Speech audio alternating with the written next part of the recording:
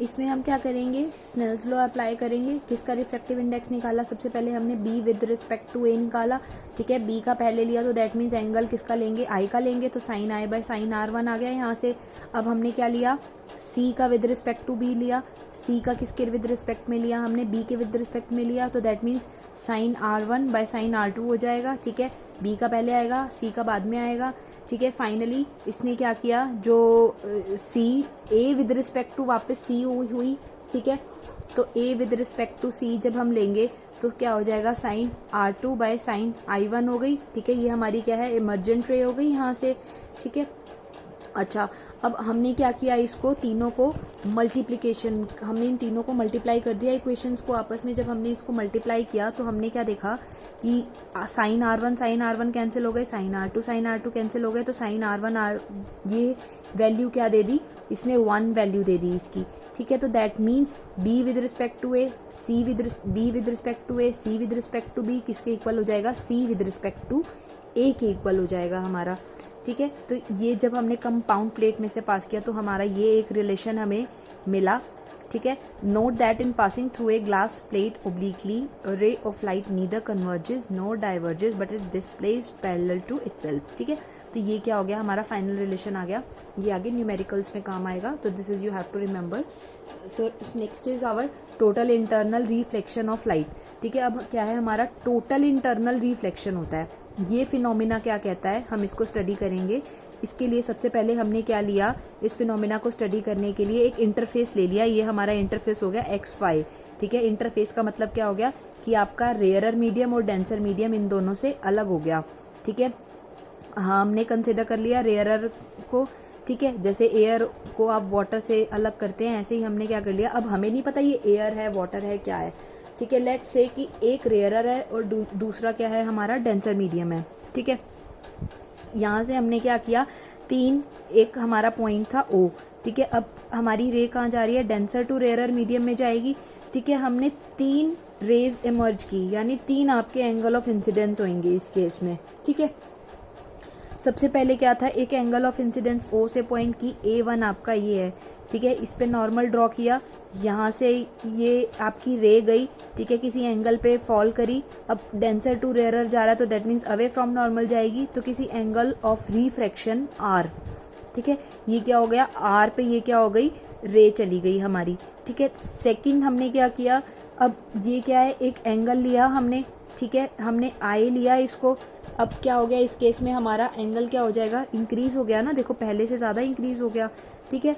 अब हमारा क्या हो गया, एंगल इंक्रीज हो गया यहाँ पे, ठीक है। तो इस केस में क्या होगा, हमारा जो रिफ्रैक्शन होगा वो कितने एंगल पे होगा, देखो अब जैसे जैसे आपका एंगल क्या हो रहा है, आपका जैसे जैसे एंगल इंक्रीज करोगे, आई इंक्रीज करोगे तो आर इंक्रीज हो जाएगा, क्योंकि ये अवे फ्रॉम नॉर्मल जा रही है, ठीक है। अगर आप यहाँ ड्रॉ करते तो कुछ और टिल्टेड हो जाती, बट एक एंगल ऐसा आएगा बीच में जब ये क्या चली गई आपकी, बिल्कुल 90 डिग्री पे चली गई, ठीक है। एंगल ऑफ रिफ्रैक्शन इस केस में कितना हो गया, 90 डिग्री हो गया, मींस इंटरफेस के पैरेलल चली गई है, ठीक है। तो वो जो एंगल होगा जब आपकी रिफ्लेक्टेड रे 90 डिग्री के ऊपर चली जाएगी, तो वो उस एंगल को आप क्या कहोगे, एंगल क्रिटिकल एंगल, ठीक है। जब इंसिडेंस एंगल क्रिटिकल एंगल पे आ जाएगा तो उस केस में आपकी जो रिफ्रैक्टेड रे होगी वो कहाँ चली जाएगी, पैरेलल टू योर इंटरफेस, ठीक है।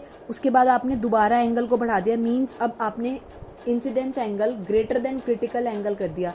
जब भी आपका incidence angle greater than critical angle होगा उस केस में आपका क्या हो जाएगा, वापस लाइट क्या कर जाएगी, रिफ्लेक्ट कर जाएगी सेम मीडियम में, मींस अब वो रिफ्रैक्ट नहीं करेगी, रिफ्लेक्ट कर जाएगी, ठीक है। तो ये आपका होता है total internal reflection of light, means एक ऐसा एंगल जब आप उसकी वैल्यू क्रिटिकल एंगल से ज्यादा होगी, उस केस में आपको रिफ्रैक्शन शो नहीं होगा, उस केस में आपको क्या होगा, टोटली रिफ्लेक्शन शो होगा, मतलब अब बाहर नहीं जाएगी लाइट रेज, ठीक है, वो पूरी की पूरी अंदर ही रिफ्लेक्ट हो जाएगी। तो this is your phenomena of total internal reflection, ठीक है। अब इसमें क्या है, हमारे 2 एसेंशियल पॉइंट्स हो जाएंगे यहाँ पे, जो हमें स्टडी करने हैं, ठीक है, 2 एसेंशियल कंडीशन होनी चाहिए इसकी। सबसे पहले जो आपका मीडियम है, हमने इसमें जो लाइट रेज पास कर रही है, हमने क्या देखा, डेंसर टू रेयरर जा रही है। सबसे पहली कंडीशन, ये कंडीशन इंपॉर्टेंट है, क्वेश्चन आ जाता है कई बार 1 और 2 मार्क्स में, ठीक है। तो ये कंडीशन क्या कहती है, हमारी लाइट हमेशा ट्रेवल करनी चाहिए डेंसर टू रेयरर मीडियम, और जो आपका एंगल ऑफ इंसिडेंस है किसमें, डेंसर मीडियम में, डेंसर टू रेयर जा रही है तो एंगल ऑफ इंसिडेंस डेंसर में ही होगा, उसकी वैल्यू हमेशा किससे बड़ी होनी चाहिए, क्रिटिकल एंगल से बड़ी होनी चाहिए। और क्रिटिकल एंगल पॉइंट हमें क्या बताता है कि जो हमारा एंगल ऑफ रिफ्रैक्शन है वो 90 डिग्री पे आ गया, मीन्स अब वो इंटरफेस से पैरेलली निकल गई, ठीक है। बी में अब क्रिटिकल एंगल को डिफाइन कैसे करेंगे, critical angle for a pair of media, pair of media मतलब ये आपका अलग अलग पेयर बना रहा है, ठीक है, डेंसर और रेयरर मीडियम इन कॉन्टैक्ट, ये आपस में कॉन्टैक्ट में है, as the angle of incidence in denser medium corresponding to which angle of refraction in the rarer medium is 90 degree. इसका मतलब क्या हो गया कि ये आपका पेयर ऑफ मीडिया है, पेयर मतलब कि एक रेयरर मीडियम है, एक डेंसर मीडियम है, ये दोनों आपस में कांटेक्ट है। इस केस में अगर किसी एक एंगल पे लाइट फॉल करती है, ठीक है, एंगल ऑफ इंसिडेंस, तो उस केस में जो आपका एंगल ऑफ रिफ्रैक्शन होता है उसकी वैल्यू कितनी होगी, 90 डिग्री होगी। अगर एंगल ऑफ रिफ्रैक्शन 90 डिग्री है तो वो हमारा जो एंगल है वो कौन सा एंगल कहलाएगा, एंगल क्रिटिकल एंगल, ठीक है। अच्छा, अब हमने क्या कंक्लूड किया, when a ray of light travelling from an optically denser medium to an optically denser medium to an optically rarer medium incident at angle greater than the angle of incidence, ये वाला case. अब angle of incidence से जब ज्यादा हो गया, उस case में जो हमारी लाइट होगी वो क्या हो जाएगी, टोटली रिफ्लेक्टेड बैक हो जाएगी, कुछ भी रिफ्रैक्ट नहीं होगी। तो ये आपका जो फिनोमिना है ये क्या कहेगा, आपका टोटल इंटरनल रिफ्लेक्शन कहलाएगा, ठीक है। अब हमें क्या करना है, रिलेशन फाइंड आउट करना है हमने किसके बीच में, आपका रिफ्रैक्टिव इंडेक्स और क्रिटिकल एंगल के बीच में, ठीक है। हमें पता है कि आई किसके इक्वल लिख देंगे, इस केस में सी लिख देंगे, तो आर कितना होगा, 90 होगा, ठीक है। जब angle of incidence critical angle के इक्वल हो गया तो रिफ्रैक्टेड रे कितनी हो जाएगी, 90 हो जाएगी, ठीक है। स्नेल्स लॉ अप्लाई करेंगे, ठीक है, ये हमने देखा हमें कैसे अप्लाई करना है। हमने mu B sign C, mu A sign 90 हो गया इस केस में हमारा, ठीक है। अच्छा, अब हमें पता है साइन 90 की वैल्यू कितनी होती है, 1 होती है, तो mu A into 1 that is mu A, तो हमने mu B by mu A कितना कर लिया, 1 बाय साइन सी कर लिया। तो दैट मीन्स जब हम बी विद रिस्पेक्ट टू ए करेंगे तो वो हमारा कितना एंगल दे देगा, ये क्या है, 1 बाय साइन सी दे देगा। This is you have to remember, ठीक है, क्योंकि म्यू किस पे डिपेंड करता है, आपका वेवलेंथ पे डिपेंड करता है, इसीलिए जो आपका क्रिटिकल एंगल होगा वो डिफरेंट होगी उसकी वैल्यू अगर आप उसको डिफरेंट कलर्स में रखते हो, ठीक है। क्योंकि म्यू वेवलेंथ पे डिपेंड करता है और हमें पता है डिफरेंट जो कलर्स होते हैं उनकी वेवलेंथ क्या होती है, डिफरेंट होती है, ठीक है। उस केस में उसका रिफ्लेक्शन या रिफ्लेक्शन जो भी शो करेगा वो डिफरेंट होगा, ठीक है। तो ये कुछ एक वैल्यूज हैं आपकी, क्रिटिकल एंगल दिया हुआ है, ठीक है, और किसके विद रिस्पेक्ट में दिया हुआ है, एयर के विद रिस्पेक्ट में डिफरेंट है, ठीक है। अगर आपका water with respect to air देखते हो तो उस केस में क्रिटिकल एंगल कुछ ये होगा। तो कुछ एक ये जो इम्पोर्टेंट है, कुछ एक दो के आपकी वैल्यूज आपको लर्न ही रखनी है, जैसे डायमंड हो गया, आपका वाटर हो गया, ठीक है, इनको आप ग्लास हो गया आपका डेंस, आपको क्या करना है, इनकी वैल्यूज एक दो की वैल्यूज इनको याद रखनी है। This is always helpful.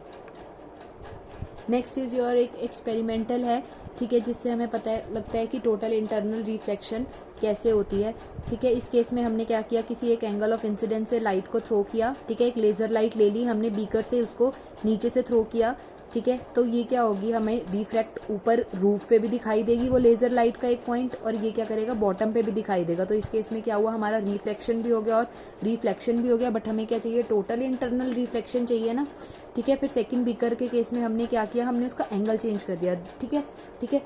इसका मतलब क्या हुआ, अब इस केस में क्या हुई, हमारी लाइट टोटली सिर्फ बॉटम पे दिख रही है, टॉप पे नहीं दिख रही। इस केस में क्या हुआ, हमारा एंगल ऑफ इंसिडेंस क्या हो गया, क्रिटिकल एंगल से बड़ा हो गया होगा। दैट इज वाई इसने क्या किया, टोटली इंटरनली रिफ्लेक्शन शो किया।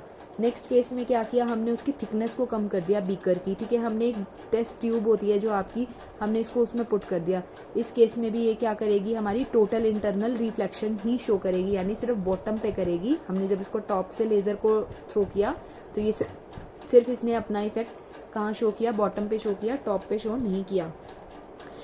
Next are your some applications of total internal reflection. ठीक है, ये कुछ एप्लीकेशंस हैं इस जो टोटल इंटरनल रिफ्लेक्शन है ये कहाँ कहाँ काम करता है।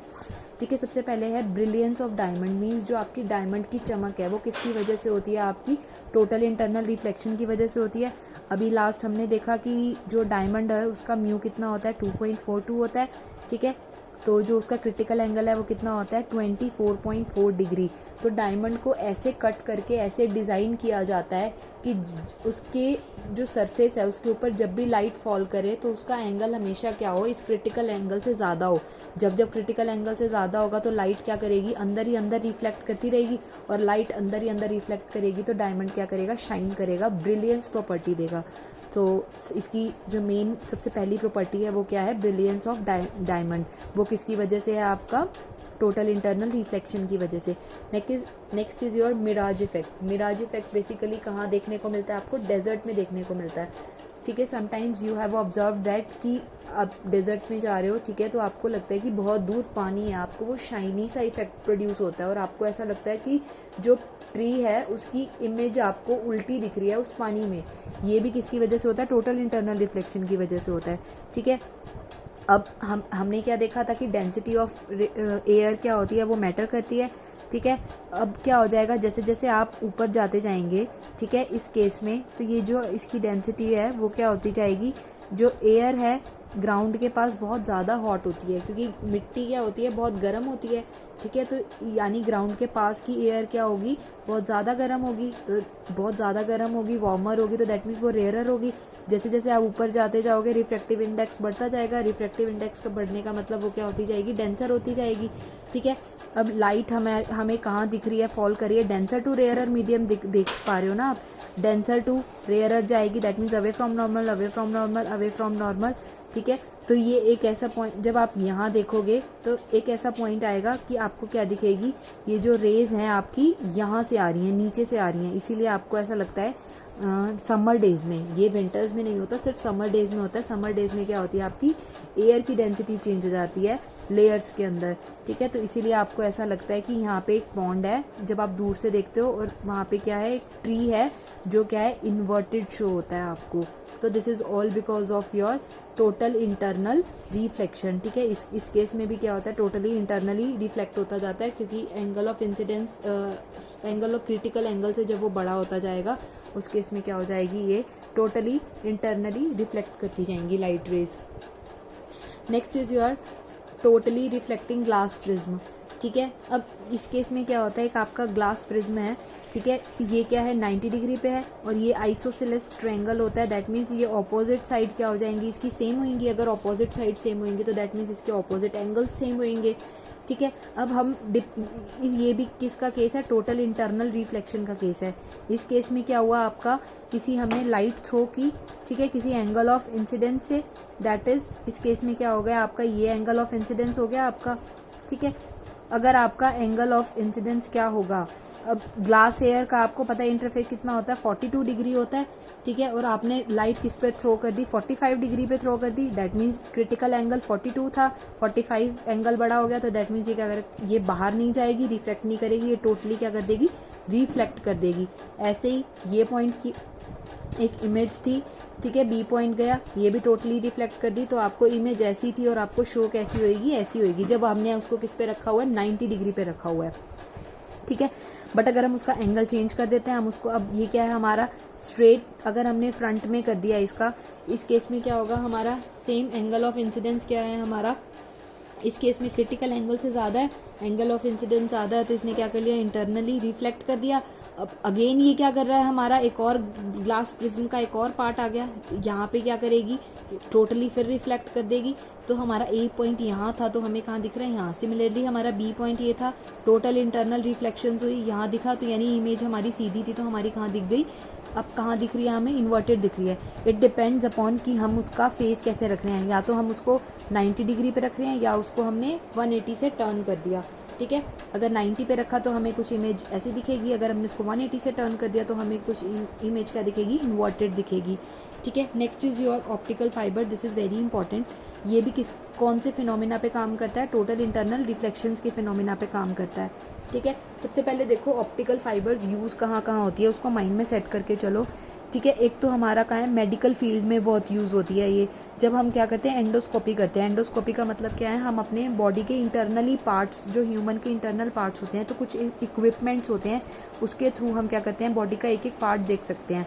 वो कैसे है, वो भी क्या होएगा, जब टोटल इंटरनल रिफ्लेक्शन होएगी, ठीक है, उस जो भी हमारी वायर होगी या जो पाइप होएगी जिसके थ्रू हम एंडोस्कोपी कर रहे हैं, उसमें टोटल इंटरनल रिफ्लेक्शंस होएंगी, तो लाइट क्या हो जाएगी, हमें बाहर हो जाएगी, वैसी की वैसी जो अंदर है वैसे का वैसे इमेज हमें कहाँ दिख जाएगी, बाहर दिख जाएगी, क्योंकि लाइट अब क्या हो रहा है आपकी बाहर रिफ्रैक्ट तो हो नहीं रही, ठीक है, लाइट में लॉस तो हो नहीं रहा उसमें, तो पूरी की पूरी ट्यूब के अंदर से लाइट ऐसे ही पास करके हमें ऐसी की ऐसी इमेज दिख जाएगी, ठीक है। नेक्स्ट क्या है, आपके जो इलेक्ट्रिकल सिग्नल्स होते हैं उसमें यूज़ होती है, ठीक है।